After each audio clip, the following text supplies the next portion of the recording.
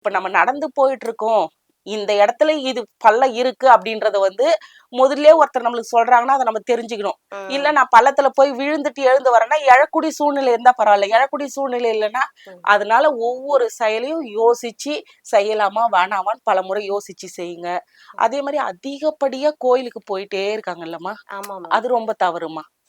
ஓ! கோயிலுக்கு அதிகப்படியா போறதுன்றது ரொம்ப எல்லாருக்குமே இப்ப இருக்கிற பிரச்சனையில கோயில் நாடி தான் போறாங்க. கோயில நாடி போறாங்க. ஆனா அதிகப்படியா கோயிலுக்கு வந்து போகவே கூடாதும்மா. ஓ! எந்த கோயிலுக்கு மாதிரியான அதிகப்படியாம வந்து போவாம, நீங்க வீட்டுக்குள்ள வந்து என்ன செய்ய முடியும்? இல்ல ஆபீஸ்ல என்ன செய்ய முடியும்? இந்த மாரி உங்க தொழில் ரீதியாவோ, ம். இல்ல வீட்லயோ நீங்க என்ன செய்ய முடியுமோ, இல்ல வந்து வெளிய எங்கனா டூரிஸ்ட் பிளேஸ் அது மாரி போலாமே தவிர, நான் வெளிய போனாவே வந்து ஆன்மீக சுற்றுலா தான் போவேன் அப்படின்னு சொல்லிட்டு ஒரு சிலர் போவாங்க. ஆமாம். அதுவும் தவறுமா. ஏன்னா வந்து உங்களுக்கு நான் சொல்றேன் இல்லையா, சில தெய்வங்கள ஏக்கலாம், சில தெய்வங்கள ஏக்கக்கூடாதுன்னு புரியுது, சொல்லிட்டு, புரியுது. இது புரியாம கன்டினியூவா கோயில் கோயிலா, கோயில் கோயில் நீங்க பாருங்க ரொம்ப பிரச்சனைன்னு சொல்ற எல்லாருமே அடிக்கடி கோயில் போறவங்களா இருப்பாங்க. கோவில்ல தான் இருப்பாங்க. ஆமா. வீட்டுக்குள்ள வந்து கோயில் மாரியே அமைச்சிருவாங்க. ஆமா, அது ரொம்ப தவறுமா.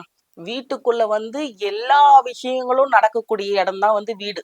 ஆமா. அந்த இடத்துல வந்து நீங்க கோயிலா வந்து அமைச்சிட்டீங்கன்னா, மத்த எந்த கிரகங்களுமே அங்க வேலை செய்யக்கூடிய வந்து வாய்ப்ப வந்து நீங்க கெடுத்துடுறீங்க.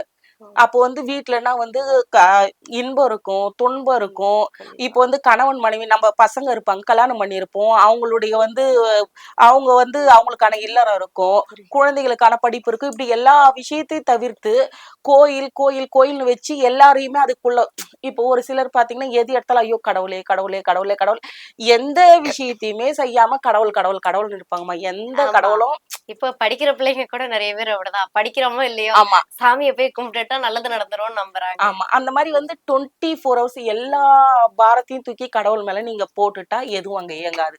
உங்களுக்கு என்ன குடுத்துருக்காங்களோ, அந்த கடமைகள சரிவர செய்யணும். ஒரு ம். சிலர்